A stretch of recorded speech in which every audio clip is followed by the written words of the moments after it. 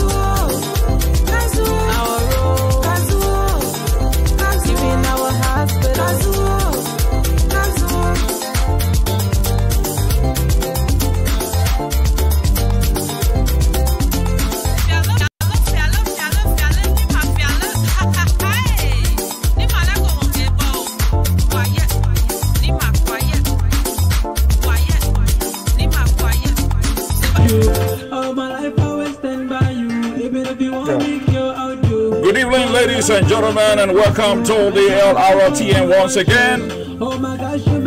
We are in business tonight, and of course, ladies and gentlemen, we got many topics here tonight. And in studio sitting, if you are watching in Liberia, so is watching us. He's here tonight. And of course, we got Daniel Sano from the Nyomli Kanga's office, sitting in Grand Bassa County. We're going to be talking about the mysterious accident that took place in the Republic of Liberia, where Representative Adolph Lawrence lost his life. We'll talk about President George Biden. We are traveling to Senegal for the inauguration of the Senegalese president. And of course, ladies and gentlemen, if you're just joining us, this is the Liberian Radio and Television Network here in the US of A. We are coming to you live from Philadelphia in the Philadelphia. Yep. And my man Joe Addison is here tonight, ladies and gentlemen. We're also going to be diving into the discussion of the impeachment of Kabila Janet, Social Justice of the Supreme Court of Liberia. Yeah, we got a full play. We got a full show, so and of course, relax. President Donald Trump has just renewed the TPS for Liberian for 1 more year here in the US of A. And of course, this because of the scheduling, we will be going to Liberia to talk to two distinct people. We'll be talking to Daniel Sano from the Nyomli Kanga's office as it relates to the mysterious death of her husband, Adolph Lawrence. 26th of this month will be the burial in the Republic of Liberia. And of course, ladies and gentlemen, with me is my man Joe Addison. Yeah, welcome. All right, we want to say thanks and for watching. And of course, so in the Republic of Liberia, in Monrovia to be exact. Yep, we got so online. So is here. The biggest CDC champion. And before we can continue this conversation with the people that are on this show tonight, we would like to once again welcome you to Lrtn, and I will leave it with my man Joe Anderson to continue the conversation. Okay. All right. We're going to go directly to Grand Bassa County with what's Daniel Sano. Daniel Sano, how you doing, Daniel Sano? We just want you to give a little update on the funeral arrangement and how is Senator Yomi Kanga doing. Just give a little brief update on that. You there? Yes, I'm here. Okay, go ahead. And let me say good hello to everybody following this broadcast. Right. In the United States of America and on the internet here in Liberia. It's a pleasure being with you. Right. The family of the late Honorable Adolf Lawrence have met and discussed on the arrangement leading to his final homegoing following the tragic accident on the Ralphie Harbour on the 24th of March, which led to his death. Right. And of course, that announcement has been posted on TLC Africa. Mm-hmm. So those of our compatriots in the diaspora can make use of it to know the full calendar event. Right. I'm also being told that it's a huge number of persons in the diaspora coming to Liberia to attend the funeral, which will be on the 26th of April. Right. 2019. Right. As a matter of fact, it's a whole calendar event Mm-hmm. that has been drawn out by the family Mm-hmm. and the 54th National Legislature. Of course, you know, Honorable Lawrence was an astute member of the 54th National Legislature. So, on the 23rd to the 24th of April, is the opening of the Book of Condolence at the return of the National Legislature. Okay. Wherein officials of government will go there and sign the Book of Condolence on the 25th, and that will be for 2 days, on the 23rd, from the 23rd to the 24th of April. And, the next will be the 25th of April, where there will be the requiem at the National Legislature, where the body of Honorable Lawrence will be removed from the Samuel H. Cracker Funeral Home and paraded in the streets of Monrovia to the National Legislature, and a formal program is going to be held there in memory of the fallen lawmaker. At the end of the day, there will be a wakekeeping at Painesville Town Hall from 5 p.m. to 12 midnight. Mm-hmm. And of course, the following day, which will be the 26th of April, will be the funeral series of the late Honorable Adolf A. Lawrence at the Sacred Heart Cathedral on Broad Street in Monrovia. Okay. So far so good. So far so good. That is the itinerary for the funeral that has been laid out by the family of Honorable Lawrence. And of course, the National Legislature is going to be exclusively concerned with the aspect of the funeral that has to do with the Book of Condolence. And because, of course, like I said initially, he was a member of the 54th National Legislature. Yeah. Okay. Let me ask you, how is Senator Yomi Kanga doing? How's she doing? Of course, during this time of bereavement, we can only pray that the Almighty God console her in her grief. It's a difficult thing to come to, accept the fact that the loved one, somebody you've been married to for over a decade, had to meet a very tragic end of the life. So it's an easy thing. Mm-hmm. But by the grace of God and by the grace of God, she's trying to recuperate. And I think by this time, the senator is trying to, realize that her husband is no more, and we can only pray and hope that she be okay. That's all. Well, Sano, like I said before, before we got on the broadcast, I would like for you to extend our condolences from the Lrtn, which is the Liberian Radio and Television Network, and I think Nobly knows me very well. I'm her brother. Just say your brother, Blah. Say sorry to you in the Liberian way, but we expect for us to get update and anything that she want us to do. Your call on this station. We are here in the U.S. and we're making sure that everybody get the information needed. We are so saddened by the death of Honorable Adolph Lawrence, and I think I sent her information on Facebook a few days ago, registering my sadness to the events. So, go ahead. Just so you know that people in the diaspora who want to get involved with the homegoing of the late Honorable Lawrence can call Miss Beatrice Kanga on right. 00. She's in Pennsylvania. Yes. 001 484. Mm-hmm. Oh, 484. Yeah, 484. Yeah. Okay. 201. 484 201. Mm-hmm.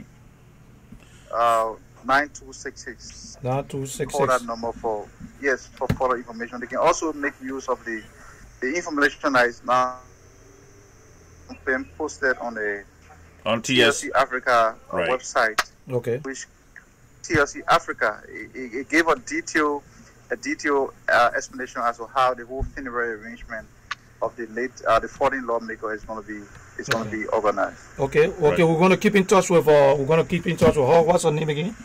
Yatta, right? Who? Beatrice. Yeah, I spoke to Momedo. Okay. I spoke to Momedo already, and I think we got the information, and we make use of it. We disseminate the information as you told us to do. Okay. So we continue to announce it until the entire event is over. So we just appreciate you, Sano. Thank you very much. We can only hope and pray that the Almighty God console. Right. Honorable Nyomdi Kanga Lawrence during this time of bereavement. It is a sad incident. It's very tragic to see it coming.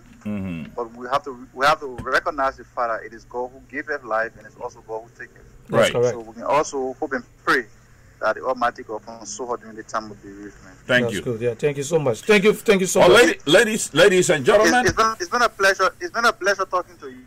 Okay. Thank you so much. Right. Don't make it your first time. You know, you keep in touch with us. Any information, anything, let us know. Okay. There we go. Okay, we got Soda on the line. Soda, how you doing? Yeah, doing great. Thank you so much. Okay, we're happy to have you. We're happy to have you on here, my man. I've been watching you. I've been following you, and I see you having fun in Liberia.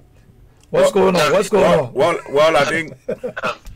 Not really, man. I've been here doing my own personal stuff. Okay. So, okay. It's good. It's good to have you on. The reason why I call you on here, it's good. The reason why I decided to bring you on because I usually see you having your little podcast on Facebook most of the time, and everybody's on here is aware that you're a seditious. All right. And you always, talking about good things that the president is doing in the Republic of Liberia, and you keep updating your audience, and I see you having a lot of opposition coming after you. So my thing is, let me ask you the question. You in the Republic of Liberia. Tell me, I don't want nothing to do with politics. I don't want you to talk about politics or anything, but just go straight to the point. Tell me how you feel being back home. When was the last time you were home? Before we go further, when was the last time? It's 2017. So 2017. Always yes. Okay. Yeah, so. Okay. So tell me how you feel being home. How you feel being home this time? The thing is, the dispensation has changed because 2017, when I came in, I had to leave, and so in fact, all of the times that I have flown into this country, Lrtn just leave us in leadership, and I think that this is one of the best. Honestly, this is one of the best times that I have come in. Dispensation, I believe in to be in the leadership of the country. So I feel in fact I'm elated. I'm elated, and the exuberance is there. I feel glad to be back. I'm always here. So this is my home. You know, if I own any other property, it's just right in Liberia. I have no piece of property anywhere else but Liberia. So it's a pleasure to always be here. It's a pleasure to be there, especially knowing very much that you're meeting your family, your friends, your old friends, and hanging out with everybody. Yeah. It's a special feeling. Special feelings, Yeah, it's a commonplace thing. It's not something that just come today. Then after 20 years, 21 years, every year for that matter, it happens. So there is nothing new with that kind of feeling anyway. As I said, it's a pleasure being here, and let's go straight to the cross of the matter. Oh, yeah. Okay.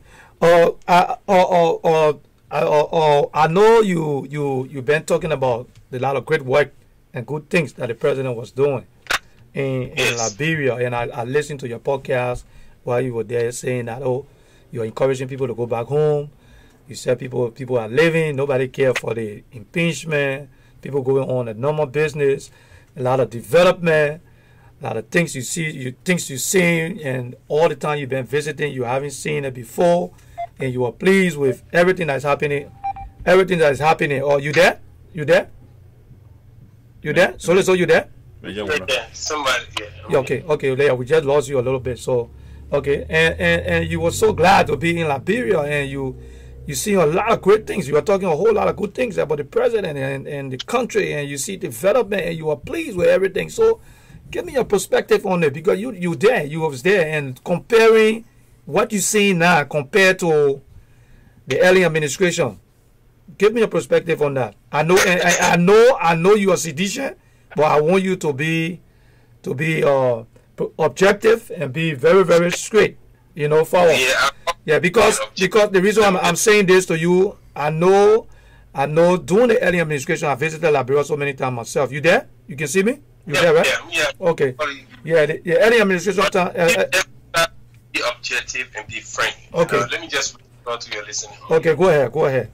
And hold on, Solo. So, to the audience, if you can hear us, can you give a thumbs up, okay? Because we want you to be able to hear Zolo very clear, directly from Liberia. He's reporting. He's in Liberia, and we brought him on the show. So we want you to make sure, Rennie Dapo, if you can hear us, good, please give me a thumbs up.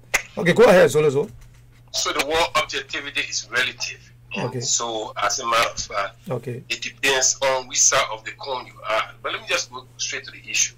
All right. But before I want to let your co-host know that the death surrounding I would say the circumstances surrounding the death of Honorable Adolph Lawrence is not mysterious. He registered on here that the mysterious demand. Okay. Is mysterious. It means it has a lot of connotation. You understand? Where he died. I hate to politicize this issue because I am a member of District 15 that he comes from the same community, Lrtn. And let me just emphasize it. If somebody emphasizes that his death is mysterious, it means that there is some kind of issue surrounding it that is not understanding. But if you there? You there, Zolizo? Okay, yeah. There are so many death traps. So many death traps along the way. But again, as I said, I respect the privacy of the deceased siblings, his relatives, etc. So let us not try to politicize this. But it will be careful because of wars. The was serious. But going forward, yes. So this all. First of all, I never accused anybody. No. I said the mysterious demise of Adolph Lawrence. First of all, hold on 1 second, my friend. Hold on 1 second. You made an accusation against me. Let me respond. Okay. Not accusation. You said that. You said something. Let me respond to it, sir. Can I? Yeah, go ahead. You are lying, but let us correct it. Okay, but then I will let you talk. Then I respond. Okay, go ahead. Because I don't want for you and myself to cross each other. Yeah, go ahead, Solozo. Go ahead. Yeah, I'm saying. Okay. That whatsoever may have happened to Adolph Lawrence is not the first person. Yeah. There were so many deaths along that route. We can count so many innocent Liberians. No matter who you are, anybody who dies in Liberia, the death of every man diminishes me because I'm involved in mankind. Anybody who died in a tragic, avoidable accident in Liberia, I think that it pities me. But we need to do a lot to correcting these kind of issues. Okay. What I'm seeing in a nutshell is that how we prioritize the issue of, in fact, just mere visibility along the routes. The only international route we have right now is the RRE. Okay. Or one of the fewer international routes is the RRE. How we prioritize the visibility and taking into consideration the warning devices, safety devices on board trucks that will be back for a long period of time along the route. Some of these things that we are talking about will be of issues of Asian discussion. Okay. So, but again, that's why I try to register here.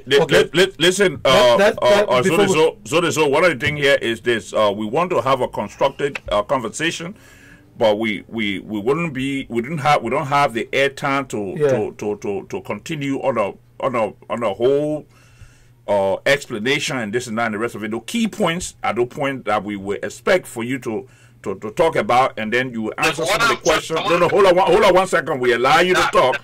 I allow you to talk. I gave you time for you to talk. We have time. We're going by time. Air time is very important. So one of the things I gotta tell you is I will give you time for you to make it short so that we can be able to ask you some questions. Because if we go on a tangent explaining all day, then which means we won't have the opportunity to get some words in. Established on a right footing. Okay. Right. Okay. All right. Okay. So, can you please go to the question that I asked you? Can you go on there and we'll come back? First of all, it will be unfair. Be satisfied with the security development in our country. Okay. Liberia has been wrecked in a fratricidal civil crisis. We destroy almost everything that we're supposed to at least build upon. And so what we're witnessing right now, or even some of the security development we've seen on the Lrtn Johnson lead, is that we're in the state of rebuilding. For instance, the road project. I only demonstrated a few road projects that I visited. Looking at Broad Street in particular. And that looking at Broad Street has been abandoned from the time here was support. So it surprised me to drive on that looking at Broad Street, connecting looking at Broad Street to Jamaica Road, passing through Broadway. Those communities, I have never ever thought that those communities will have paved roads. But again, can I say that the development is way better than what Lrtn Johnson has done?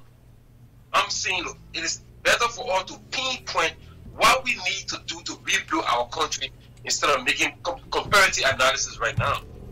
So the essence of this podcast, for my appearance, is, as you said, to not just oppose it with politics, to be frank with the issue. Yes. That we need to do more in our country. Okay. And that all the efforts of President we are in terms of ensuring that we have more than 500 kilometers of roads that are currently being touched. I think that is not a... First of all, let me ask you, Zorezo. Let me ask you concerning the point you just made about road construction and this and that and the rest of it. The other day there was an interview conducted by the British Broadcasting Corporation, in which Mr. Weah participated. The president took part in, and there was a question that was asked directly concerning there was a question asked by the interviewer to the President Weah concerning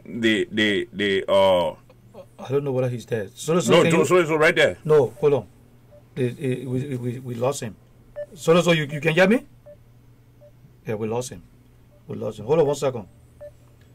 I think he's trying to reconnect. So you on there? You can hear me? Okay, I think we're trying to. Okay, ladies and gentlemen, I think we just lost Zorezo. He probably going to come back in. But the question that I have to ask Zorezo is so if you listen to us, you can please call back. The president call back and the president have his ministers and other people in the country. It took him a very long time to declare his own asset, and the BBC reporter asked him directly about the declaration of assets in the country, about when President Weah declared his assets and when the rest of the people were going to declare their asset. President Weah did not give us straight answer to that question. And we are still asking questions concerning all of his cabinet ministers and all the common norm in the country that people who assume the leadership of our country declare their asset. That's number one. Those are some of the places that I have doubt. And on the other hand, and the president was asked the other day concerning in the same interview about how many jobs they have created. He said 700 jobs.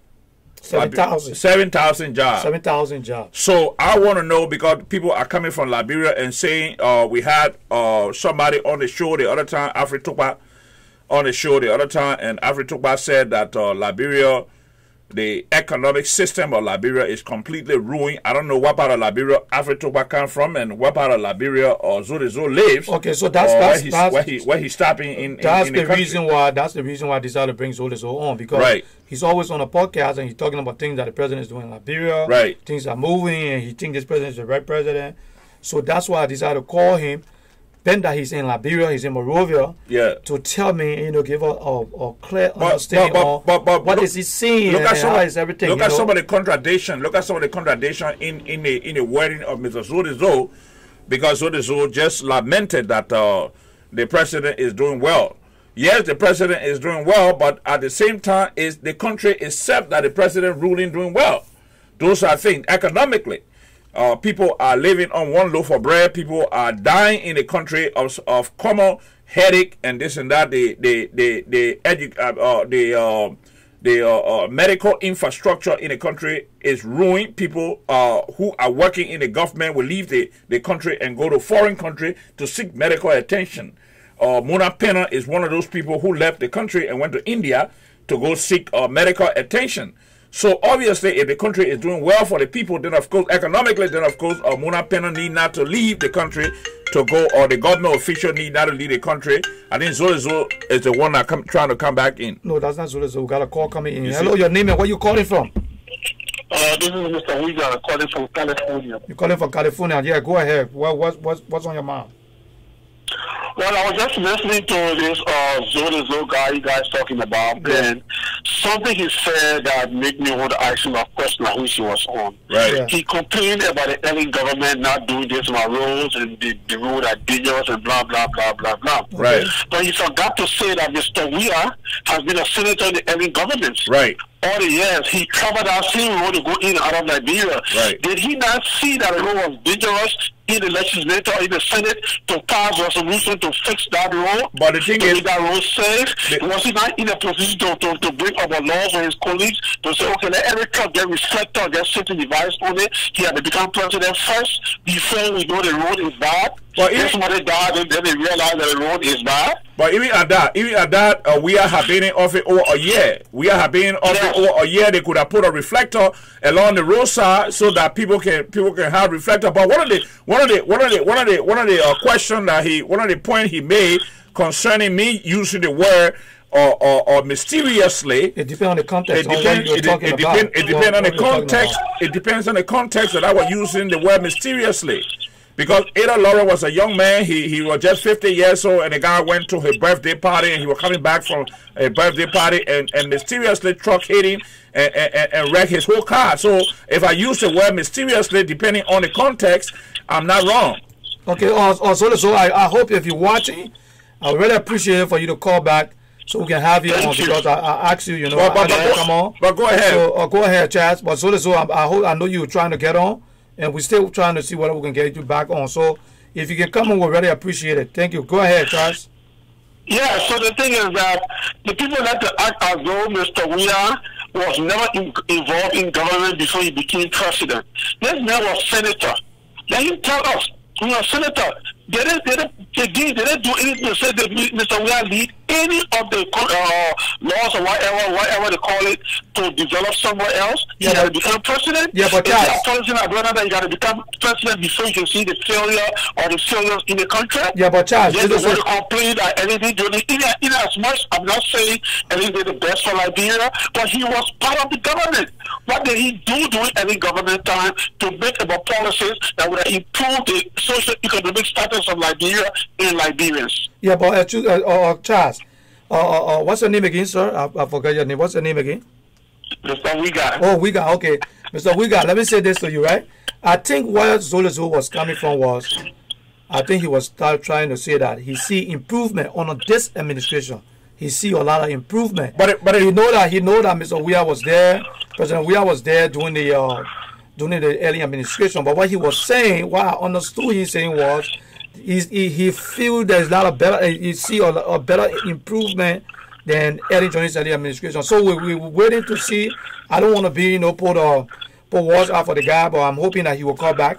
And we will see if we can get him back on the screen. So I'm hoping that Mr. Solis will call back, because the very first thing, a lot of time when people come on these platforms and try to criticize a sitting president in our country, people come at their throat. Because the first thing, Ellen Johnson Sirleaf didn't do anything that impressed me in the country for the 12 years she stayed in office. That's correct. But at the same time, we have been in office for over a year, and the only thing they can point to is few low feeder road in Iran, in Iran or Monrovia, and then they make it seem like we have built the whole country and stuff like that. I have a problem with that, because the very first thing, economically the country is ruined. People leave from Liberia every day and come to this country and they complain about the same thing. So I think it is those of us who are citizens, we have the right to criticize the government, because if we don't criticize the government, then the government will not be able to go right. Those of us that are in the media, we have to do that. At the same time, the removal of a justice, a sitting justice, is one of those things that we have to talk about. Kabila Janneh. It was a travesty in the Republic of Liberia for them to remove Kabila Janneh, because the people don't even know what their own constitution is. First of all, the Supreme Court Justice, the Supreme Court Chief Justice, our Constitution does not allow the Supreme Court Chief Justice to unilaterally sit and remove a sitting judge from the Supreme Court of Liberia. Yeah, how it worked. The House of Representatives impeach a justice, then the Senate removed that person. And on the Judiciary Committee that do the investigation, the head of the Judiciary Committee, supposed to be a lawyer, and then they said there was a lady who was the chairman of the Judiciary Committee in the Republic of Liberia, and the lady is not a lawyer, so they had to bring in the Supreme Court Chief Justice. That was a travesty. That was a travesty, because these people circumvent the Constitution. They don't even know what the Constitution of Liberia is. You understand? The legislature of our country have the right to impeach and remove somebody who is elected, an elected official. Yeah. You understand? Yeah. But these people go around because of personal vendetta. I mean, they talk about land. I was talking to one of the CDC people, and they told me, oh, there was a land between there was a land dispute between a woman and Kabila Janneh. If it is personal, Kabila Janneh is a citizen of Liberia. He can be sued. I think I have a tip. A tip. We have a little tip we're going to play for Sandra Johnson this morning, talking about. Okay, Zola is trying to call me back. Hold on one second. Let me see if you can come on. Hold on right there. I'll give you a chance to talk. Yeah, hold on. Zola, you there? Zola? Hello? Yeah, Zola, you there?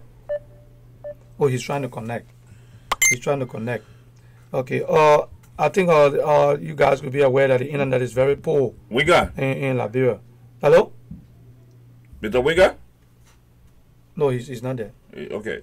Yeah. But the thing is, the internet is very poor. The internet is very told me that the internet is freezing it's going in and out. So he's going to call us back, and we'll try to get him on here. But let me say this to this audience.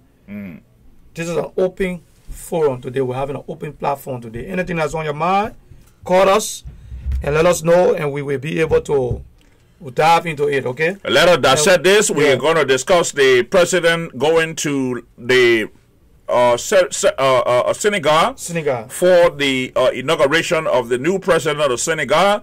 Also, the we have news concerning the renewal of the TPS. They protect the deferred departure visa here in the United States of America. Those that are here who have no regular status like green card or citizens U.S. citizenship, who are illegal Liberian living in this country, can apply for DED to defer your departure. They can't deport you now because President Trump just renewed the DED for 1 year. Yes. So we were on Lrtn the other day, and we talked to a lot of the folks on Lrtn, Liberian, and also we talked to former government official. We talked to the former Forestry Development Authority, former Director General Dean Wilson, and Dean Wilson told us directly concerning what was happening with the TPS, and he was trying to rally the crowd so that President Trump could re-sign the TPS for Liberian, and we applaud President Trump for doing that. And the legislature of the United States of America, we want to applaud our leadership here in the United States, the U.S. of A. But at the same time, Joseph? Yeah, concerning the TPS. Right. The TPS, I know that they extended for 1 year. Right. But that's not the end. And I think most of the information we're getting is they're still trying to talk to Liberians, those that are in America. Right. Okay, if you got your TPS, we still need to fight. They are still fighting. They're trying to fight to see if they can remove you guys from that status, people from that status, and take them to a permanent resident and the citizenship. So the fight continue. Right. So it doesn't mean because they renew it for a year, everything is done. No. Some people get content. They get relaxed, and they think everything is okay. They got it for 1 year because guess what? What? 1 year going to pass by. So yeah, but Joe, one of the things I wanted to ask you, right? Yeah. One of the things I wanted to ask you, I wanted for us to discuss is the fact that why, from the time Lrtn took office, our country, the war in Liberia is over. Okay, the war is over. Why are we still not looking at our own country and fixing our country so that our citizens can be peaceful in Liberia, and that we have to be in exile all the time and just apply for, if we're not applying for president, another president to renew DED, we asking for work permit for somebody and this and that and the rest of it. Even though, yes, I came here since the 80s. I came here since 1982. We got green card. From green card we went to citizenship and all that. Me and you. Even you came in the 2000 or maybe the early or the late 90s.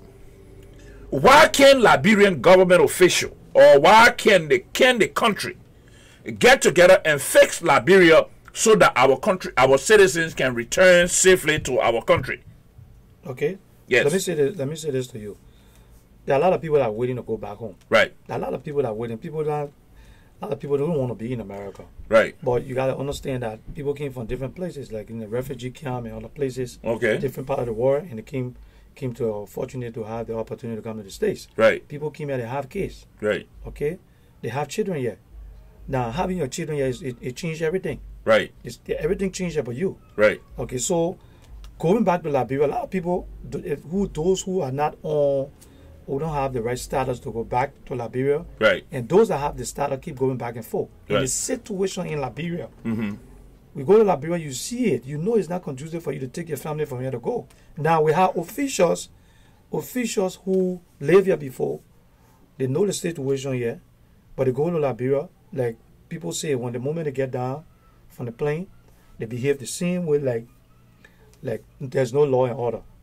All right, so looking to say that, why can't we fix it? This should be something that every Liberian should get involved in too. It's true. There should be accountability. Right. I saw a kid, I know a kid that went to Liberia. I think he left when he was 15 years old. Right. No, I think he was 5 years old. And he became, I think, 20 years old. He went to Liberia. He came back, he said, Liberia is too free. I don't understand what's going on. Right. He was confused because there are things you will not do in other places. Right. You do it in Liberia. Right. This should be, I think if people have the opportunity to have status where they can go back and forth, it's going to help a whole lot. Right. Because you see, we will have when you live in Liberia, you don't know. You think everything around you is good. They think that when is you this. get out, when Joe? you get out, Joe. Yeah, when you get out, then you start to see some of the mistakes and things that are happening. Right. Liberia is not really in the position for people to go back to. Let me ask you this. Liberia was founded 1847. Of course, but let me go back to. Okay, go back. Let's go back to the DED and the TPS. Right. I want people to be aware that having your status or extended for a year doesn't mean that's the end. That you should relax and you should be reluctant and feel that everything is okay because the 1 year is around the corner. Right. Now, there are people that are working. I'm telling you, especially I gave it to the guys, the Katama and the other guys in Minnesota. Right. I've been going back and forth with them. I spoke to George. George said he just got home and I was trying to see what I could bring him on to give us details. There are a lot of things that is going on and Liberians need to participate. Like what we're talking about, we're talking about going back home to Liberia and what Liberia is not developed. These are things we need to do. We live in the diaspora. We need to come together. We need to put structure together. We need to be able to come together where we can move our agenda forward, that people can be able to grant us status. You are saying because I've been in this country for a long time. Okay. We have had conversation organizations exist. We got the Basel organization, we got the Crew organization, we got all of the organization. The 16 tribes in Liberia have organization here. Then we have EULA that has chapters in all the 50 states. All the 50 states. Why can't we come together? Okay, now what I heard and what I got was the EULA is trying to, I think, you guys are trying to come together. They're trying to restructure. Right. And you can see some of the things they're doing right now. That's what I was told. Okay. That in the past they had a lot of ups and downs. Right. And there were a lot of chaos and all of that. Okay. And people were using the EULA for political office and things. So God just brought another Liberian from heaven that going to change this? No. What it's saying is they are taking a step back. Right. And they are diving into the mistakes that they made from the past, and they're trying to follow the line where they give me some of the names of those people that you spoke to that told like you George, that George was on here, but we had a problem with George being on here the last time, and he's one of the guys from EULA, and he's in Harrisburg, not Harrisburg, I think or Pittsburgh or something. Okay, Pittsburgh. I'm going to bring him back on. I talked to him. Please do. I'm going to bring him back on. He's going to go and dive into that. But my advice to Liberians is follow the network. We're going to come on and we're going to give you more information. And we don't have everything, whatever they give us, we're going to come out here and we're going to bring the information. If you got questions to ask, we're going to see, because the last interview we have with George, George said he was going to go back and he was going to get in touch with the administration, the leadership, and he was going to bring them back on here on the platform, so people can be able to ask questions, and find out exactly where they are, what they intend to do, and the way forward. And that's what they told us. So we just want to let them know that they called me and they told me that DD is extended for a year, but that's not the end. They're still trying to push forward more things, and they will come on. They're going to put themselves together. They're going to come on the network, so everybody can get ready to ask questions. And people were calling and telling us, "Thank you for the work you guys did," and all of that. I told them, "Yeah, you're going to tell you that." Because they don't want to be running and been doing things around. Because the one of the things they were saying was, whenever they ask people to go and protest or to demonstrate or the rally or something, people don't like to come. But the thing is, the reason why people are reluctant, Prince, let me tell you this, Mr. Anderson. When I came to America, Tom Wuyu was the president for EULA, the Union of Liberian Association in the Americas. Dose Woro Koli, to name a few. I don't want us to go back there, but the reluctance of the people. That's the reason why I'm trying to tell you. But we have to discuss those issues that affect the Liberian people as it relates to the EULA. That's correct. You see, one of the things you have to look at is just like Lrtn. You, the leader here, have to give the people that work in the studio or the people that are associated with Lrtn the courage to want to be members of Lrtn. That's correct. As always, right? Yeah. But over time, people have their own political motive in Liberia. Okay. They want to shine so that when they go to Liberia, whether job we are or who the certain president is, so they can get political job in the country. And not look at the situation of their people. You don't look. You got if you're not under the tree, you will never know the leaf. That's correct. Okay, because our people here are suffering. Let me tell you, our people are suffering. More especially me. Let me put myself in that shoe. When I came here and never had green card, things were very difficult with me. To get a job here to live is very difficult. More especially you got children, because the United States law provides that if you have a child, like where you got Prince and Prince. Yeah. They have to turn 18 before they decide whether they want to be U.S. citizen or not. That's correct. Okay, that's the law here. But for you to have ULA, who is a Liberian organization that's supposed to look after the Liberian people, you understand? Yeah. Whether they have status or not, for us to be able to lobby Congress, for Congress to pass a law. Jack Reed, there was a guy in Rhode Island who was the president, who was fighting with President Kennedy, who was the senator from Massachusetts, for them to pass a law for Liberian people to get green card. The leadership of ULA honor man, that particular guy, because the guy came from a chapter and he was not a national head. Okay. So that kind of divisive attitude, okay, if we can do away with it and try to come together like you rightly said. I don't care whether the vulgar or whosoever, no new person come out, as long as he's a Liberian and want to organize Liberian, so that we all can go out there and demonstrate for the goodness of our Liberian people, who don't have a green card or a permanent status in this country now. It's important. You see, because we had another problem where you heard about this lawsuit that was going on. Right. We asked the question. The judge said that they're not part of that. Right. So we can't be, everybody can be from one place to another place, can be different places. Right. Yeah, excuse me, Mr. Cummins, Evangelic Cummins, that's the number to call right there. You see the Cash App is also there. That Cash App, you can, if you want to donate to the network, the Cash App, the number is there. You can also donate to that number. So I see you just post on here about the number. That's the number to call. And this network is we're running on a non-profit. We are non-profit. So we try to see if we can get or donations or anything you have. You don't have necessarily have to be money, even training, equipment, anything you can give. That's why we put that number on there. So the two numbers on there. The one is for the Cash App, and the other one you can call. You can also call that number to contribute. So let me go back to what I was saying. Right. If we can organize ourselves well, right. If we can come together, right. It's going to be a problem. It's going to be a problem. If you look at what's happening in America, look at Minnesota. We got a mayor right now. Right. In how you call the place, or I think Montana, or the other place where we have a Liberian guy who's a mayor. Who's a mayor in public office. So if we can come together, the people say, if you're not at the table, you want to be on the menu. Right. Okay, so we don't want to be on the menu. We don't want to be on the menu. Table. We want to be at the table. So it's important. So what they told me was they are trying to restructure and come together to put themselves together where they will have coming call your name and where you calling from. This is Charles Howard. Oh, calling. Okay. Oh, Charles, how you doing? Welcome to the Lrtn. I'm fine. Yeah, go ahead. Thank you. I wanted to just add to what Mr. Cooper was just talking about the DEB situation. Right. The first thing is that Liberians have to come to the point where they realize that unity is a very positive thing. Right. The Bible talks about being unified. Right. Everything in unity there is strength. Right. Look at the Somalis. If you will have somebody in the Senate, you started out from Minnesota, now the guy in Washington, D.C. Why is the number of Liberians in every state in this country are not able to mobilize, vote, and encourage their neighbors and American friends to vote a Liberian into the Senate the same way to start to push the interests of Liberians in the local community?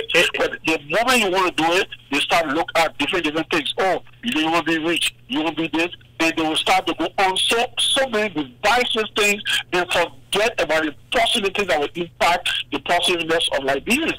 So if this president decides to kick everybody out, you have to believe the Liberians because we're not united. Like you said about the Utah thing. If they are pushing, Liberians not be facing the situation today. Right. Yeah. I'm shocked. I came to this country 50 years ago or so. I'm a citizen. Some people been here 25 years, and I said this, I can't see how come that's going on. Right. What they say about the case is different. That's been my problem.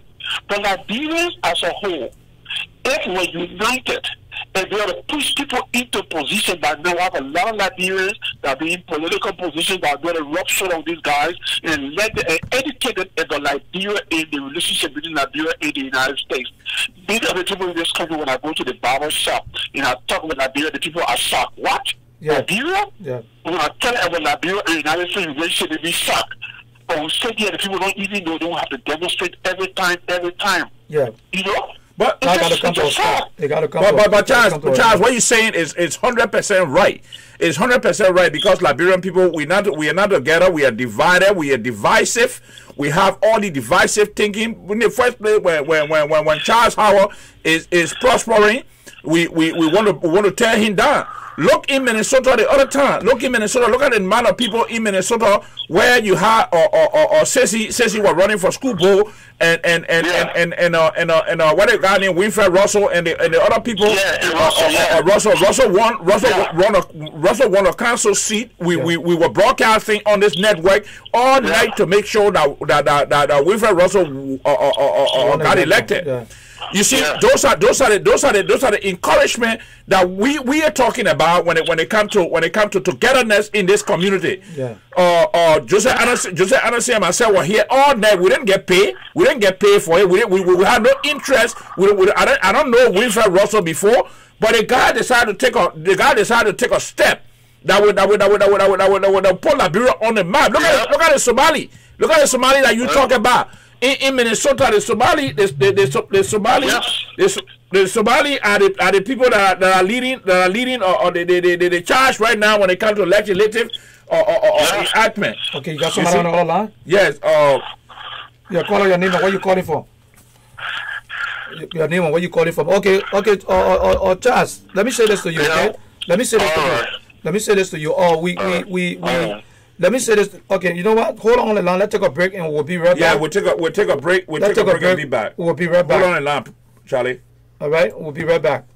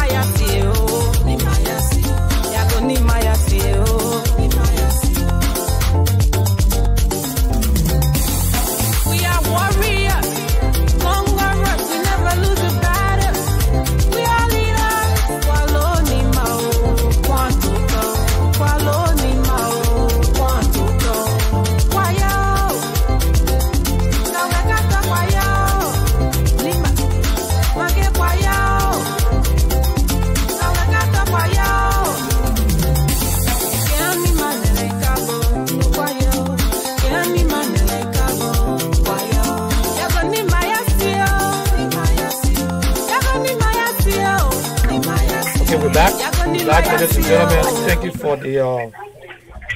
you for the little break. We had a guest. I guess we had to talk to. So we're very sorry about that, and we are back. So we have somebody on the line who is Mr. Reverend Cummins is on the line from Reverend Cummins. You there? Yep. Okay. I think you got a little background noise, so I don't know if you can get away from that a little bit. I changed my location. Can you hear me now? Yeah, we can hear you. We can hear you right now. Okay. So we have Reverend Cummins on the line, and he's going to be contributing. Yeah, go ahead, Reverend Cummins. Okay, Joseph and your co-producer. I just want to say thank you, and then special thanks to all of the viewers and listeners. I listened to you guys earlier on, and I listened to the co-producer. He said something very interesting. The divisive policy or politics we practice in our community.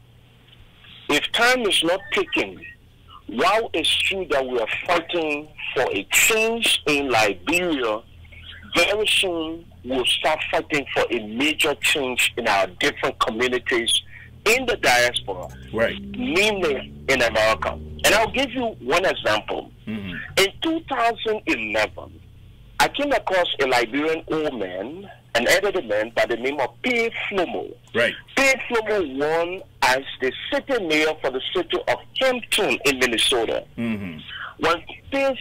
Flomo became a city mayor, we had an opportunity, the former secretary of the Liberian embassy in Cameroon, who happened to be a big brother and a friend of mine, introduced Mayor P. Flomo to me. And Mayor P. Flomo came to my house, we sat in my studio, and he said, Cummins, Liberia, we have an opportunity for 5 fire trucks. Among those 5 fire trucks, we have 1 ambulance among them. And we got another opportunity of 50 scholarships for 50 firefighters. I was eager. I was happy because I spent 34 of my years in Liberia, 34 of those years, 15 years on the radio and TV. So I said, wow, this is a golden opportunity. Immediately, I told the mayor, I said, Mayor, what do you really want to see happening? He said, look, we do not have the pooch. And this guy said, you have the contacts. And I said, okay, Mayor, just sit right here. I took my phone. I immediately called the former information minister, Councillor Click to Sierra. And I spoke to him. And we started laughing. Then I said, look, I got something. And I want to share this with you. I said, but you on speaker? He said, yes, Cummins, go ahead. I said, look, big brother, we have this opportunity.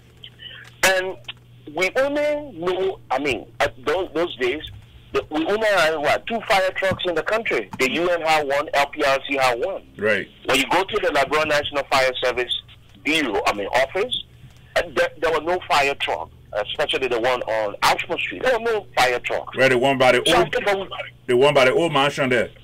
Yeah, but up until the old September Pavilion. Yes, right there. Executive Pavilion, yeah. So he said, okay.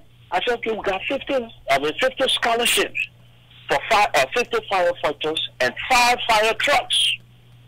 The minister was happy. And he said, W. I said, yeah, W, that's the thing we got. And this will help our people. Immediately, the minister gave me the fire chief number. I called the fire chief. The fire chief was happy. He said, Cummins? I said, yes, sir. He said, look, Cummins, if this thing work out, this is a glorious opportunity for us. My brother, that's why for some of us, we don't join political party. I know they call our political rebels because we speak the truth, and the opposition, the government, they just don't want to hear it, and they call us political rebels. That one we will leave it for another day. But we're talking about the divisive policy and politics we are practicing in our community, and we want it to change overnight. We want our country to be the best overnight. So it happened that we got in contact with the office of the VP. They told us that we were going to talk with the VP. Why in the process? Because those days I used to be a rap musician. I used to go jam to Adolphus Domo, who was then senator for Nima County. I used to go jam to his nightclub. So I called Adolphus. I said, no. I said, big brother, he said, yeah, come in. I said, no, we got 50 scholarships and 5 fire trucks. Now, I want you to put this thing on the floor in plenary. Because when you bring it on, and other people talking about it, will carry the weight. government will see, yes, because our people are dying. Right. I was in the country where people on our entire family burned to ashes when a house was gutted by fire. Yeah, I saw that. So I said, okay, we try. Now let me show you the ungrateful behavior of us, Liberians. Right. The ungrateful behavior of us. How we are so ungrateful. Very ungrateful to the core of our skin. Right. Miraculously, the vice president traveled to Minnesota. The association of the BWR associations members had a program, or alumni association had a program, and the VP was invited. And there were pastors, bishops, if you can recall, in John chapter 5, Jesus healed a man. Right. And the religious leader in their religiosity mind were questioning the authenticity of the heathen. Right. Sorry, a crew grable man. I know. Yeah, but the thing is, myself, I'm a half crew man. We all here. We got crew attachment. So yeah, go ahead. So the mayor and myself went to the program. We sitting. The mayor to the program. He drove from his city to come to Brooklyn Park. The mayor sat down in that program, my brother. The mayor was there. No, the only pastor in Minnesota that would not know anything about the 50 scholarship or the fire trucks would be those pastors who were not part of the Minister Association in Brooklyn Park, or Minnesota for that matter. Right. My brother, the mayor sat down there. The mayor, a Liberian, who by the grace of God became a mayor for one small city. That man sat in that program, no recognition. Wow. No recognition. He was not recognized. And we're sitting down by one another. And he would whisper to me, he said, Jerome, your people serious for you? I said, Mr. Mayor, my mouth full. At the end of the day, I took the mayor to his car. He got in the car. He said, Gerald, you lost something great. 50 scholarship for fire trucks. Guess how much the government needed? The government was going to come to us and the agreement go through. If there's somebody saying this is not true, I can send all the documents to you guys. Reverend, you ain't got to send yes, that. Let me tell you what happened to Liberian people. The thing here is, I always want to be objective when I come on this platform, because I did not come to America before I started doing journalism business. I started this thing way back, and I left Liberia '82. If you know the late Charles William, what they got named Max Willie and all the other guys, these are my people. You were at EFBC? No, I was with information, the Ministry of Information, but assigned to the Capitol building in Monrovia. Okay. But I used to do sports commentary when Gaswa then want me to. That's why I meant. Yeah, Gaswa, myself, and Edison Zina, all the people. What the old man named said, Rachel Dukley. In fact, I just met Dukley the other day. But the point there is this: one of the things you have to look at about us Liberian people, we are very, very quick to take credit for something. But at the end of the day, we don't want to work for it. And Reverend, let God bless us all. Liberia got far way to go, and I think Reverend, you need to do a good job by going back to Liberia to actually go to classroom and teach.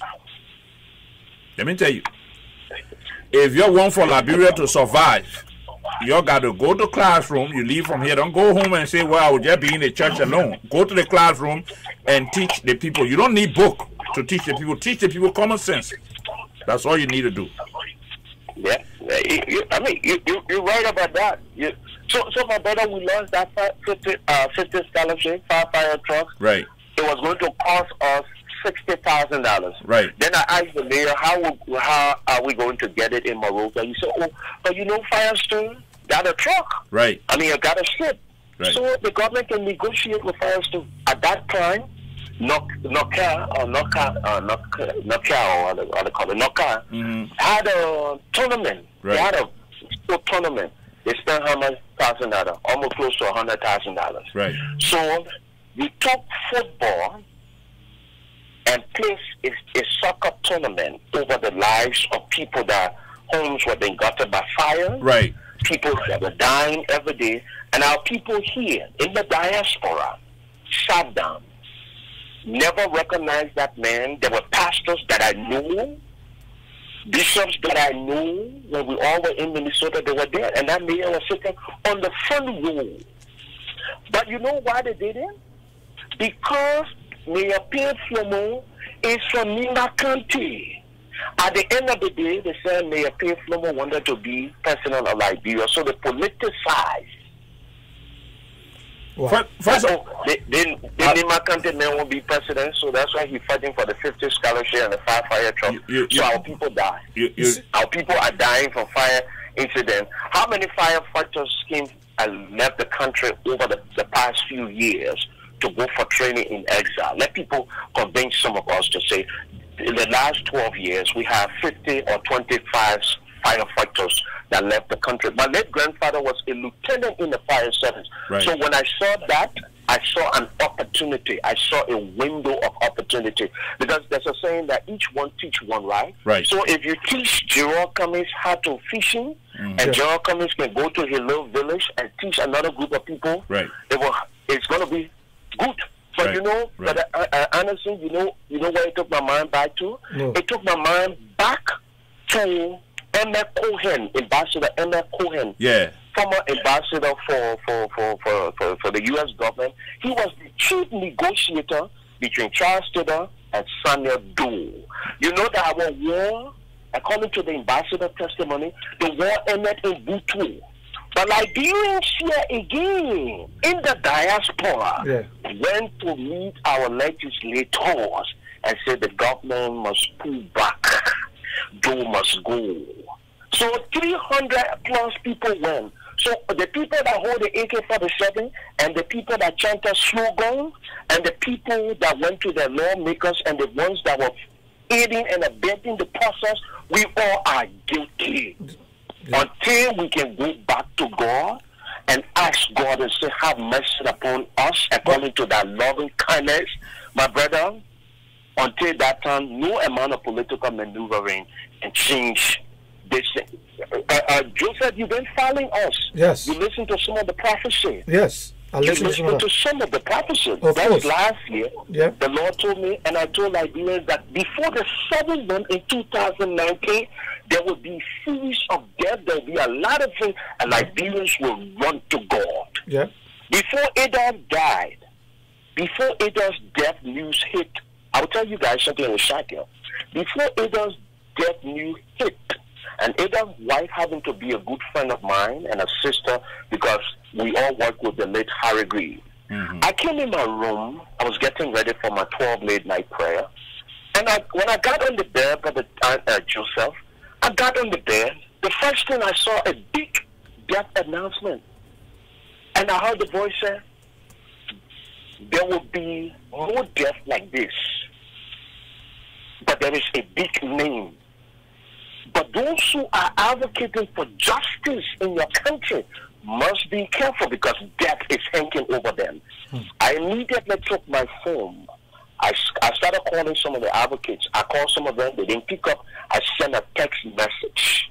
When I came on the air to preach and pray 12 midnight, there were 2 advocates who confirmed the death of Ada Lawrence.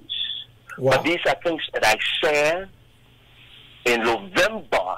I did a show. I said, Liberians, what I see, if we do not go to God, if we do not come together and put our houses in order, and we get to chasing signs and wonder, before the 7th month in 2019, we will be eager and zealous to run to God. My brother, I can send text to you where people send messages to us to confirm. And I said this not to braggadociously boast of me, but what the Lord is saying. God is still speaking to other people, Brother Anderson and my good brother and senior brother on here. But are we listening to what God is saying? Look, my brother, all these politicians. My name is Cannibal. That's a crew name. Cannibal. Okay. Cannibal. Cannibal. Yes. Okay. So, Brother Cannibal, if our people listen, I don't like. I tell people when I discuss issues, I like to de-ethnicize and de-tribalize the discussion. Right. But I'm going to say something. Our people say in crew, see, you know what, in 220, but it's right. I do not have nobody to advise me. That's why I got into this problem. Right. Before President before the Sierra Leonean election, I told Liberians that Sierra Leone would be a case study for Liberia. They took it for a joke. Right. Before the Ghanaian election result, I came on the air and I said Ghanaians will wake up to a major surprise on their election, the pronouncement of the winner. It will be a major surprise. Those things are happening. But here is the end. Here is the thing. Brother Cannibal, Brother Joseph, and all who are listening, there will be no amount of political maneuvering that will change our country. There will be no amount of demonstration in the streets that will change our country. There will be no amount of calling for a sitting president to step down to change our country. Yeah. Because there's a saying that says, he who plays the piper plays the tune. The devil is craving for blood. Craving for blood. And if our people will succumb and fall to what the devil is doing, well, it's up to them. And the blood of the innocent people will be on the hands of those who are calling for all of these major, because one of the major demonstrations we need is a demonstration for all of us, whether we're in the diaspora or in a whatever place or back home, is to come to in our different cities, pastors and bishops, imams, ordinary people, use some of your platform, reawakening the minds of our people. Reawakening their minds. We need to change. 14 years of carnage, 14 years of disaster, and we still cursing one another, we still undermining one another, we still advertising or promoting travel discussion. I told somebody today, I said, look, the cabinet journal with impeachment has a second case, and the second case will come up. Right. And the guy asked me, what is the second case? I said, okay, cabinet journal issue started from a land dispute. And if this was the reason why he got impeached, then all of us from our different constituencies or constituents must now go to our representatives to ask them to help us to resolve the land dispute in our different communities. Yeah. Because the next thing that will come, the longest land conflict that I know of is the one with the Conan, the Bamuma Conan family, and some other group of people in Lrtn. Now, the longest in this dispensation is the one in Ganta, and the one in Ganta is taking a different phase. Yeah, I saw that. I saw that on the clip on Facebook, and where the police went there and they had a little confrontation. But anyway, yeah, go ahead. But Reverend, look, you need to come on this platform so that we can have the discussion. You have a lot of insight on Liberia. Like me, I left Liberia a long time. Nah, not long time. You stay in the media. Yes. You stay in the media. Not because you came with Queen Elizabeth ship. You stay in the media. But Reverend, to be serious about this situation, you need to come on this platform so that we can discuss this issue.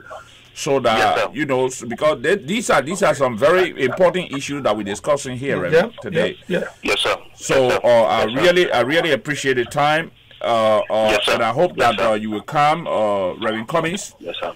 so that we can be able to have you on the show sometime so we can discuss some of these issues. Yeah, so thank you very much. Thank you very much for your contribution. Appreciate it. It's an honor. I salute you guys. Keep up the good work. God bless you all. Thank you. God bless the viewers. Thank you, Reverend. Okay, and like what he was saying. And Joe, and what Joe, he's saying, yeah. And Joe, let's just dissect the whole thing. We want to thank all of our viewers, those that are viewing us, listening to us in Europe. We want to welcome you back to Lrtn once again, ladies and gentlemen.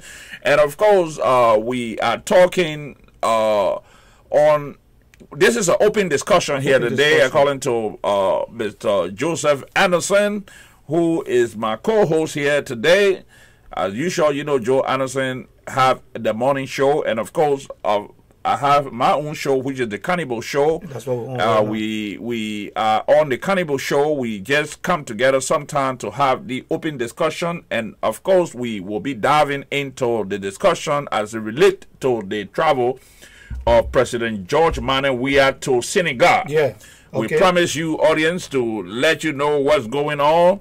In the there are a lot of videos that have been put on the internet lately, more especially on Facebook, as it relates to those of the people that travel with the president. And also, before we can go to that, we want to send our condolences to our senator from Grand Bassa County, Nyobli Kanga. She just lost her husband, Adolph Lawrence, to a car accident. And, of course, the funeral for Mr.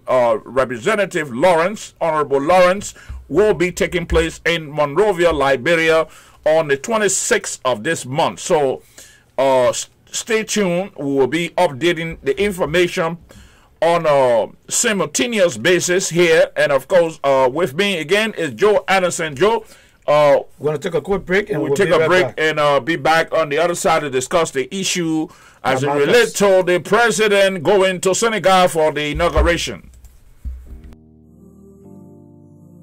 It's Crowd Up Boy, yeah.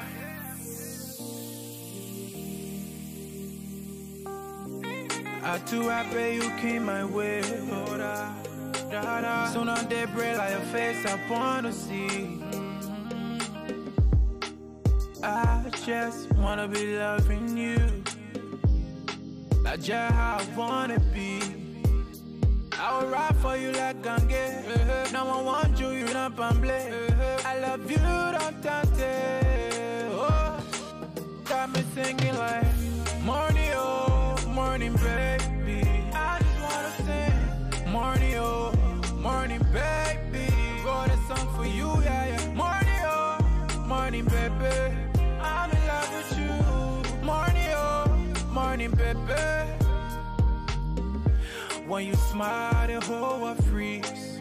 Hold up, da, da. When you pose, no need to say cheese. Oh no, no. Your beauty that newsletter and carry the cheese. Oh yeah, oh yeah. No competition, you take it with ease. Put that, you know, put that on my heart too. But nobody, wherever your spot, oh. Morning, oh, morning, baby. Morning, oh, morning, baby. Morning, oh, morning, baby. Morning, oh, morning, baby.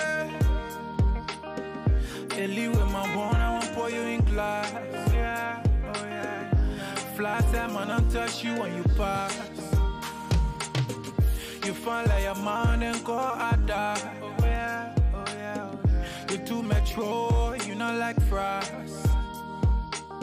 You my era, the new thing. Go for bed party in the daily, oh. Me I like good thing. Me I like good thing. Let people don't want you, oh. Morning, oh, morning, baby. I just wanna sing. Morning, oh, morning, baby. Got a song for you, yeah, yeah. We're back, and we want to welcome our viewers again. And we got some comments. I'm going to read on the comments and see some of the comments that people wrote. Let me read some of the comments over here. We're going to go back to the Facebook page, and I see the one from Paul. He said, if you guys sit on social media talking about President traveling to Senegal, then I believe that there is nothing to talk about. And this person say, or Cummings just put the numbers there, and Opro say Liberia needs to focus on learning trades. Liberia needs to learn Liberia need to focus on learning trade. If more young Liberians can learn trade, won't be afraid of deportation. Career pay. Okay, that's what he's saying. And another person is saying, let me see the next one. So far, I think that's what we have. Now, one thing I want to say, somebody was saying that the president traveling. Yeah. The president traveling. Okay. Right. But my thing on the president traveling, what I was upset with today, I was watching the low podcast that right. Smith Toby were doing today. Right. I was very disappointed because this is what happened. If our president is out there, right, and you don't have the right equipment, right, to film and to bring it on live, yeah, for people to watch, yeah, you don't play. You can be or part of the press crew that went over there, and you're using a cell phone or the tablet, yeah, to use it. You don't even have the logo on there. Right. There are a whole lot of different things. You just have the little cell phone, and you just showing it. I don't know whether this guy, because I listened to him, it was Smith Toby's, right, and they had another guy that they were saying, yeah, giving an update. Yeah. That was very poor, and I mean, it was so disappointing. You can't have our president over there, right, and you screaming on. I don't know whether that was cell phone or not. That was very, very poor. That was very, very poor on the part. I think I was so disappointed. You know, I was highly disappointed in the crew that went with the president, because you can't have our president. We didn't even know what the president was. The camera was so bad, and everything was so pistolating, and was so terrible. You know, so I decided to come on today. Mr. Anderson, I understand your frustration about the press. Yeah. But first of all, I want to blame that on the president. On the president, okay. Yes. Why you say that? Because if you look at what the president had put in office in Liberia, more especially, Liberia had one of the most advanced press corps in the country when I lived in Liberia. Okay. When President Tobo was in office, coming all the way when to the demise of President Tobo, when Tobo was killed, Odo came to power. There was a crew called the Reflection crew, of which Francis Duana, Kekura Kamara, who was my mentor in Liberia, the man who brought me to journalism, Kekura Kamara, Gaswa Yamento. When they say those people, when they say the president traveling somewhere, Samuel Doe had his ways, but when they say the president traveling somewhere, my brother, it's something that you will see journalists in full action. People like Charles Whale, the late Charles Whale, and many other people, the late Gaswa Yamento and other people. Now, if you look at what is going on in Liberia now, where Eugene Facon, who is the Deputy Minister for Tourism and whatever he called himself, come on with some kind of little cell phone. You know, look, the president said something the last time that he signed a presidential order to give press freedom in Liberia. Of course. There is a difference between giving press freedom and wanting for the press to operate effectively in your country. Okay. You understand? And that's where the problem lies. That's where the problem lies, Mr. Anderson. Okay. Don't just talk it. Be about it. You understand? Liberia look, if I have my own way, we need to rebuild the press corps of Liberia from scratch. We need to. Press freedom is what we need in Liberia. If Liberia will be built, Liberia have to have press freedom in our country. Where people are going to be able to, the press going to be able to disseminate those information that are needed. You're saying there's no press freedom? There is no press freedom as far as I know. The typical example is the ventilization of Henry Costa's office. You may not like Henry Costa. You may say, well, he's not a journalist, he's not this. But this guy, Costa came up and said he don't blame the government for that. Well, I'm not saying you should blame the government. Right. I'm not saying they should blame the government. The government had nothing to do with the ventilization of Costa's office. Yeah. But the question is, what was the government position? They started. They did a. What was the government? What was the government position? Yeah, they instituted an investigation. They instituted an investigation. Yeah. Okay. The president went to China. People had a problem with how whether the president got a red carpet welcome or not. If you want to be seen, like me, I'm a member of Lrtn, right? Yeah. I can be seen on the platform every day, right? Yeah. Because I'm doing everything to build this platform that I can be seen and disseminate information. That's correct. Okay. That's correct. The government have the mouthpiece. Eugene Nangbe is the Minister of Information. Yeah. If Eugene Nangbe know what I know, yeah, they're supposed to have a budget. Special budget where that's what I was looking at. That's right. I'm looking at the even the camera. Right. When after the program they had a little short little right. break, and I see people moving the camera. I see those sophisticated camera. Right. And I'm looking at to see what the guys are doing. Okay, there's some restriction, but I'm looking at and because by right if you go out to go to my area, you go out to go and film a president, right? And you want to do a live broadcast, right? You got to have a sophisticated camera where you can zoom in, right, and zoom out. You don't have to move, but you gotta do that. But whatever using it's like somebody using a software. Look at so I was like, what's going on here? Look at ERBC. Look at ERBC. Look at ERBC. Look at I hope the president is listening. And right. Look at ERBC. These things have to be changed. Right. The thing there is this. If you look at modern technology now, the technology in the past is gone. We need when the president arrives in a country, yeah, for the whole world to be able to see that president on the Liberian platform and say, yes, this is a Class A, there's a Class A broadcasting. Is supposed to have an advanced team. Right. Advanced team will be fully equipped with everything. Right. When the president arrives, somebody got to be on an airport. Whatever he's doing, you got to be following him. They got to be there. They got to make sure, keep informing the public what's going on. But it's like I hear people making a lot of noise. Oh, our president. But the press corps in the country, press corps in the country make our country. Yeah, that's correct. Okay, the press corps in the country. When Gene Botte then were operating, people like Wilma Machinini and all these people were operating in Liberia. Yeah. Those were the time that people like us were living there. At that time, I was assigned at the Capitol building in Monrovia. Yeah. Okay. And when it come to press, nobody knew where I mean, the Liberian news agency were operating in full. People like Pete Keller and all the guys were assigned to the executive mansion. They had the executive mansion crew.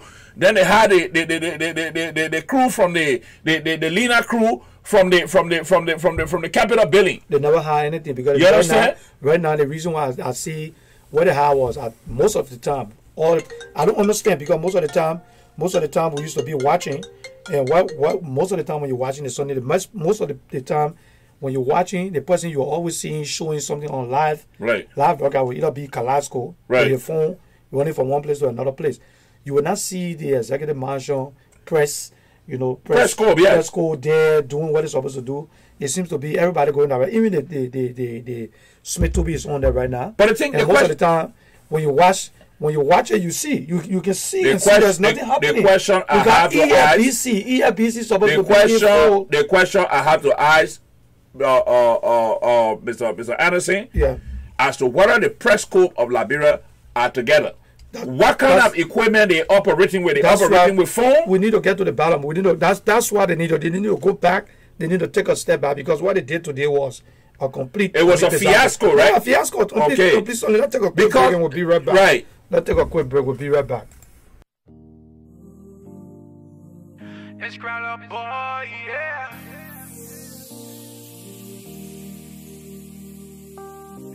I too happy you came my way. Soon on they break like your face, I wanna see. I just wanna be loving you, like just how I wanna be. I will ride for you like Gange. No one wants you, you not pamble. I love you, don't tante. Oh, got me singing like morning, oh, morning, baby. I just wanna sing morning, oh, morning, baby. Got a song for you, yeah, yeah. Morning, oh, morning. morning, baby. I'm in love with you. Morning, oh, morning, baby. When you smile, the whole world freeze. Hold on, da, da. When you pause, no need to sit. Okay, go ahead, Reverend, go ahead. Start the conversation. Mr. Carnival says something about the information dissemination. Right. I remember the Executive Mansion Press Bureau and that of Mika. I think 99% of the things because my eyes open to do. Because my mom used to work at ERBC. She worked there for 14 years. What was her name? Everything, Audrey Blamo. Oh yeah, I know Mr. Blamo. Go ahead. Yeah. Everything coming from the president's office. Right. Even up to the coup, the Thomas coup. The coordination was between the Executive Mansion and the Ministry of Information. Right. Correct. Nothing slipped easily to go to that of ERBC until Emmanuel Buya will give the go-ahead before you go to ELBC. I say this to say the government need to come to a place where they need to organize a workshop. Yes. They Yes. need to bring some of the veterans back. Yes. Teach them, because Lawrence Butler did the same thing. Yes. When Madam Sadi took over, in barely 6 months, people said the government was a flunky. When I met Madam President, we had an agreement that all the government officials were appeared on my program to explain government policy and the agency policy. Right. Now, the way these guys are handling information, Yes. the former information minister for assistant minister of information, what his name? Oh God, Eugene Fagon? No, not Fagon. I'm talking about Lrtn. I'm talking about Jackson, right? Williams. Oh, Gabriel. Gabriel Okay. Williams. Oh yeah. I think Gabriel Williams was not seen on the cell phone or doing anything. No, if you nothing like wanted that. to know anything, Mr. Williams would come to the radio station. Yes. Anything you wanted to know concerning the government, Dr. Butler would come. That's correct. But Dr. McLean was there, may his soul rest in peace. He would come to me. He said, Gerard, come here on the air. And he would come. And I remember there were issues of information dissemination, there were problems. So the Ministry of Information and Culture and Tourism sent for all the government public relation people Right. to have a workshop so there can be a coordination of information dissemination, because the Ministry of Information is the custodian. But when you have Eugene Fagon, you just come on the air and talk. But the thing is this. The thing is that let me just buttress what you just said. I think Liberia have lost its footing when it comes to information dissemination as it relates to the Liberian news agency Lrtn, and of course the rest of the entity that's supposed to disseminate real information in our country. Because if you look at the Ministry of Information, where I see Eugene Fagon come on with his phone, his cell phone, and say, well, he want to rebut an accusation made against the president and this and that and the rest of it. I think Liberia become through the lenses that I look at Liberia with right now is the fact that Liberia have become a failed state. I would join this guy they call Chris Coon, who is a Delaware senator, to say that my country, Liberia, that I love so much, have become a failed state for the fact that we had those institutions built. Even at the point that Ellen Johnson Sirleaf was in office, since she left office, and you can't tell me we are playing football and he understands what the media can do. Yes. And they can invest money into the revitalization of Lrtn and the entire Ministry of Information. Yeah, it's silent. You know, it's very silent, because if you watch the president movement, everything happening. You see the guy Kalasco is our aide. He's our aide to the president, but he's doing the work of the media. I don't understand. So I don't even know who is the press. You don't even know who is the press secretary. Even I'm sensing that. Even Smith Toby just started a little platform when he started to give information on. So I'm sensing there is probably Kalasco probably bringing that out to Smith to be telling him that, listen, we need to come up with this, and they're coming up with another platform. Because from the time the president got there, if Kalasco didn't take a phone to go on there and be asking people questions, I mean, you cannot be the aide and the president traveled to China, right? There was a political gafafo between Eugene Falcon and several other people who reported the way the president appeared in China. The president arrived in China, and there was no coverage. There was no press coverage. And then they said when other presidents arrived, because they went to a presidential seminar where the Ghanaian president arrived, and Ghana Television One broadcast their president arriving on the red carpet, you know, the kind of red carpet or welcome they gave him in China. But then when it came to the president of Liberia, which is George Manuel Weah, there was no presidential red carpet welcome that took place. It did take place, but there was no press. There was no press. They were just showing him in the bus. You see the coordination there now. Yeah, let's take a hold on. Let's take a hold on. Right there, Reverend. Don't go nowhere. Stay right there, Reverend. Let's take a little break. We'll be right back, Reverend. It's crowd up, boy, yeah.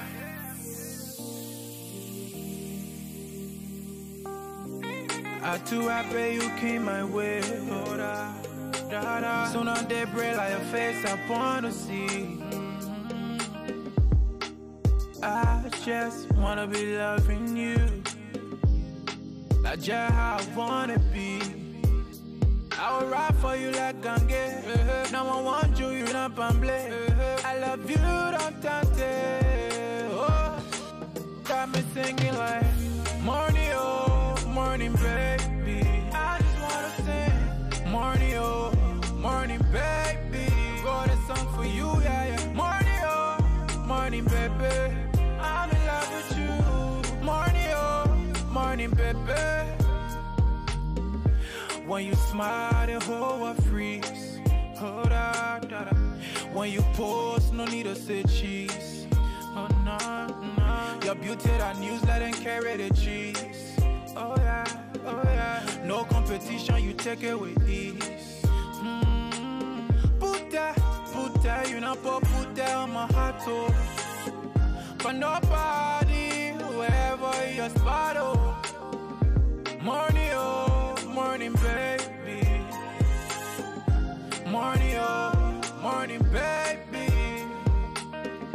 Morning, oh, morning, baby. Morning, oh, morning, baby. Ellie with my one, I won't pour you in glass. Oh yeah, oh yeah. Fly that man, I'll touch you when you pass. You find like a man and go out die. Oh yeah, oh yeah, oh yeah. You too metro, you not like fries. You my everyday new thing. Go for bed party in the daily, oh. Me I like good thing. Me I like good thing, let people don't want you, oh. Morning, baby. I just wanna sing morning, oh, morning, baby. Got a song for you, yeah, yeah. Morning, oh, morning, baby. Morning, oh, morning, baby. I'm in love with you. Hold on, King Java, see you, papi, oh yeah. See, I see.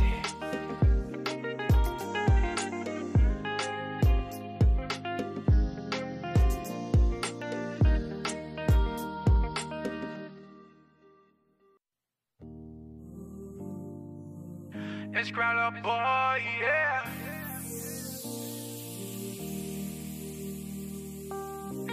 I too happy you came my way. Soon on day break like your face I wanna see. I just wanna be loving you, like just how I wanna be. I will ride for you like Gange. Now I want you, you not pamble. I love you, don't tante. Oh, got me singing like morning, oh, morning, baby. I just wanna sing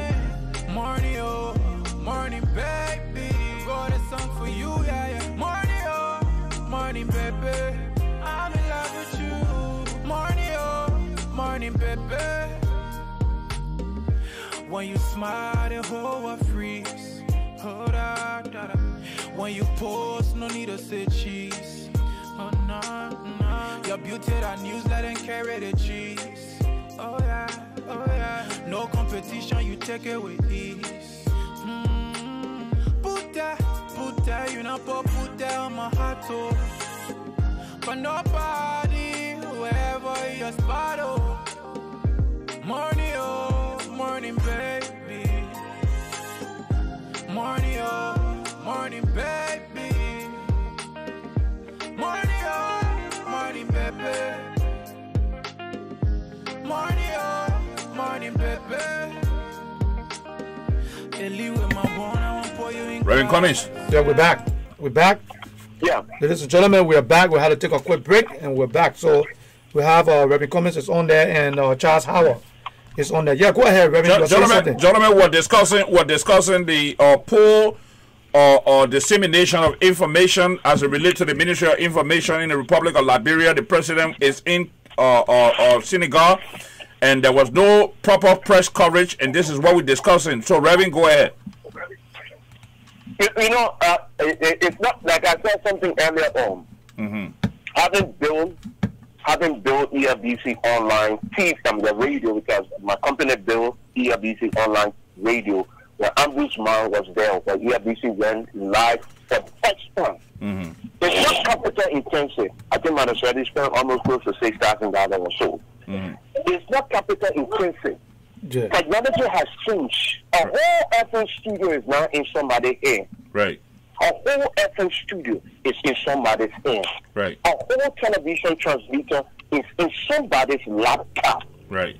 So I think that there's a need for the president to work directly with NICA and coordinate things with the executive mansion. Right. The thing I think they should do it at ELBC. Yeah. If you do it at ELBC. Oh, I just lost it. Hello? Yeah. Your name and where you calling from? Hold on 1 second. Hold on 1 second. Okay. Oh, I just lost them. Hold on. Let me see where we gotta go.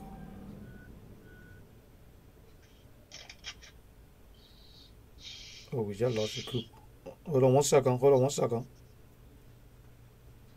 Okay, Mr. Cummings, if you're on there, you can call us back. We just had a low call. We lost the call, so you can call like what Mr. Cummings was saying just now. Yeah. It is so. But where the other guy that was just calling? No, the phone just went off. We just missed them. It went off. So let me call Mr. Cummings back. Yeah, I'll call him back. Let me call Mr. Cummings back. Yeah, let me call him back.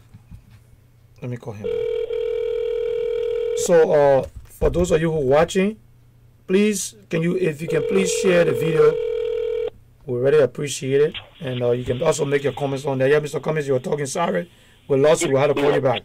Yeah, go ahead. You know, so I think what is needed is this. This government could be doing a lot of great things, but the information dissemination process is weak. The public relation need. They need people like Emmanuel Bouya. Maybe they need your radio station. They need to come. When I was at a Radio LIB, government officials were appearing on Radio LIB to come and talk. But Reverend, one of the things you have not talked about is the fact that you got Eugene Fagon who got full associate degree that working at the Ministry of Information, one of the ministers. So obviously, maybe the man is too educated. That's the problem there.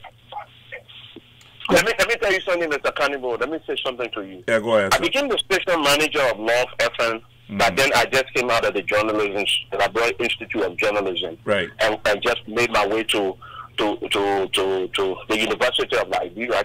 I graduated from Jimmy Jodokan. But because of the foundation we had and being around the media for long, I became station manager. I was a novice. Right. I was waiting to learn from people like the late Ebenezer Blammer Robinson, the late James Wallow, the late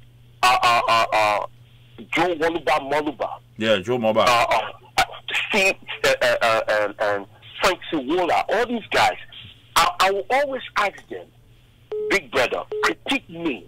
What is it that I need to do to learn? Yeah. When people get to this office, and if you are not a media practitioner, you go to people who understand the rudiments of communication. In our country, every loud talker is a talk show host. Oh yeah, right. Yeah. Every loud talker is a journalist, right, or an advocate. Right. But do you understand the rudiments of communication? That what you say behind that microphone before the camera has the propensity to either sway the minds of the electorate to think right or vote wrong. Right. Everything Eugene Fanga do or he does every other time, I listen to his podcast, and one time I took him on with something. He talked about Patrick Minicon. He talked about the latest Samuel Doe. And I did a video. He said people want to kill Joshua like the way they did Patrick Minicon and Samuel Doe. Right. And I said to Minister Facon, you do not know, you do not understand the historicity of the things you are talking about. Yeah. Patrick Minicon gets. You do not know. You need to ask some of the people. Maybe you get a gist of some small stuff and you run with it. Yeah. Because there was a time that Madam Salim said the Sakaba boys, the proliferation of the Sakaba boys, where they were trapping people all in Monrovia, she said they had a close tie to opposition political parties. Now we just came from a fragile situation. The only thing that blessed us is that we have 1,500 troops. Right. Now in our country today, listen to the things that Falcon say. He talk about the cartel. Yes. Are we not seeing the same attribute of the cartel today? Are we not seeing a replica of the cartel? Look at Emmanuel Shaw. Check the historicity of Emmanuel Shaw. Right. Look at some of the people in government. Okay? Are we not seeing the same thing? You know, this president, Brother Cannibal and Brother Andrew, by the grace of God, Anderson, by the grace of God, this president will have an encounter with God.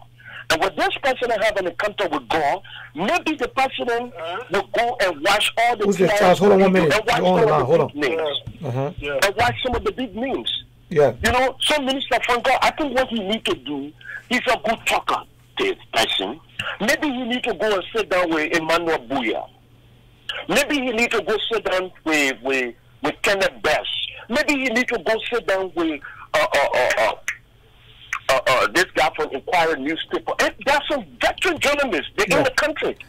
But Reverend Cummins, I don't know why. Because from the time the president took over up to now, I mean, when it comes to communication, it's very poor. You don't see them. You know the way things are supposed to be. Everything is different. Everybody running around the president. Everybody trying to show. Everybody trying to show that they erect it from the president and they're doing their job. And so Charles is on there. Charles, how was you on there, right? Yeah, Charles. Go ahead. You wanted to say something. But the thing with the Reverend is saying over there, it makes a lot of sense. My only problem with our brothers in Nigeria who have positions, they are so overexcited. They so some kind of way about a position, about a job, so they think that they are the now and forever. But I want to remind each and every one of them. Before there was Joseph J.K. Rivers, today we have who George we are. Government come, government go. People will change. So they should be careful how they can conduct themselves because they have a life to live after that job. I'm not threatening anybody. All I'm saying is that the way you live after this government, you will come back into the private sector. You need to work. You need to do this. People can decide whether they go to corporate with you, support your program. So if you don't behave like they say they are perpetual in these positions. They talk anyway they like to talk. They threaten people anyway they like to threaten people. They break the law anyway they want to break the law. You know, forget to know that tomorrow is another day. But the thing is, I mean, I'm not talking about somebody picking up phone and just talking. Eugene Falcon, I mean, to be very frank with you, Eugene Falcon is one of the most look, Reverend, let me take your attention back to the position that Eugene Falcon holding today. I think that's the position that what the guy named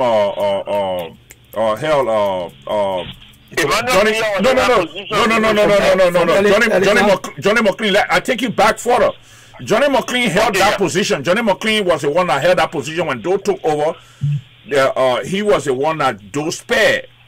It was so be 14. If you went to the barracks and witnessed the execution of the 13 government official, Johnny McLean was a guy who was in a position at Eugene Falcon, holding before Imaya Buye. As a matter of fact, took it over before they made Imaya Buye minister proper later on. So those positions are not small positions in the Republic of Liberia, and they put a figure-headed man like Eugene Falcon in a position like that, where he go around and tarnish the reputation of government, and nobody says anything. Everybody walk around and make it seem that nothing happening. What happened to Pete Keller and all the guys who are running the executive mansion crew? I think they need to go back on the drawing table. They need to go back. And try to bring competent people, like you rightly said, right? Yeah, because people got a position, they function in everybody's being misplaced. Everybody, you got a president aide. The president is supposed to keep concentrating on the president. When he wants certain things, he's supposed to keep looking at the president. I can't even hear you that way. No, I can't hear you that way with the minister proper. He's just silent. He's just silent. He's just silent, and everybody just doing their own thing.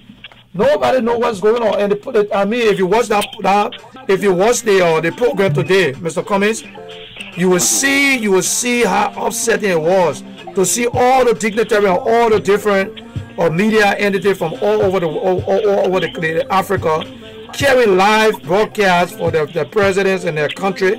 And our own, they had cell phone, and they were cell phone jumping from one place to another place. I'm telling you, it was so poor. Right. We couldn't even see the president. We couldn't see nothing.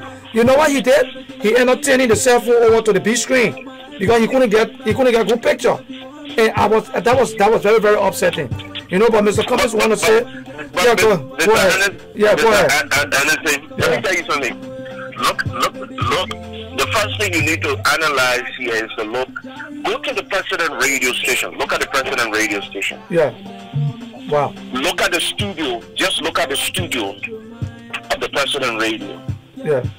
Look at the studio. The studio will tell you that they're not ready. The behavior of the press code of the president. That they're not ready. Yeah. That they're not ready. Yeah.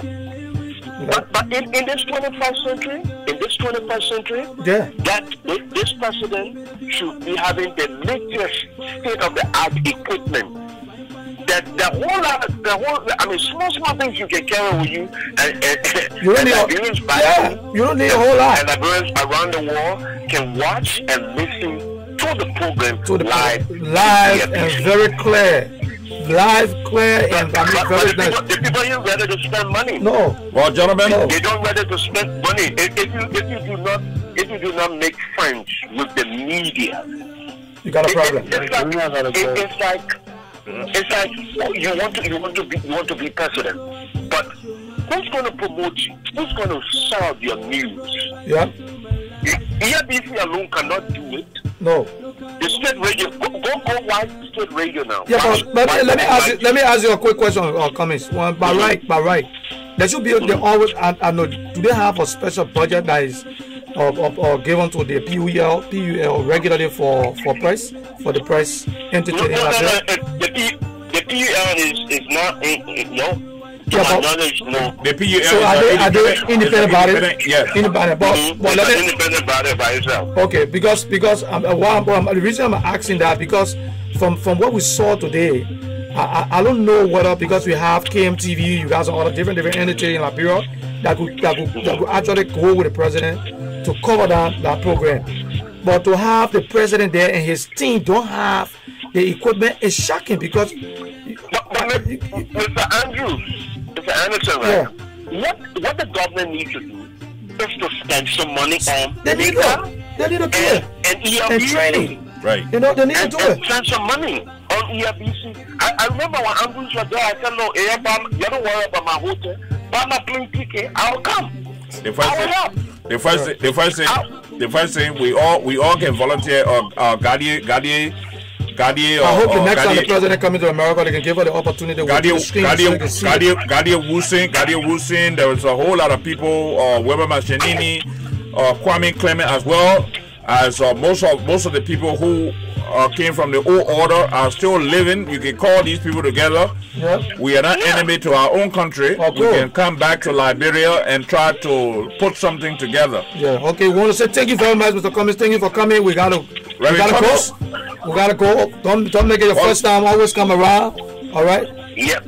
I will. Thank you, Reverend. Thank you so much. Thank you so much. And ladies and gentlemen, you're watching the Liberian Radio and Television Network. We're live with my main man. As usual, ladies and gentlemen, I have been on vacation. I just came back from vacation. So, ladies and gentlemen, we're going to be here. The summer is at hand.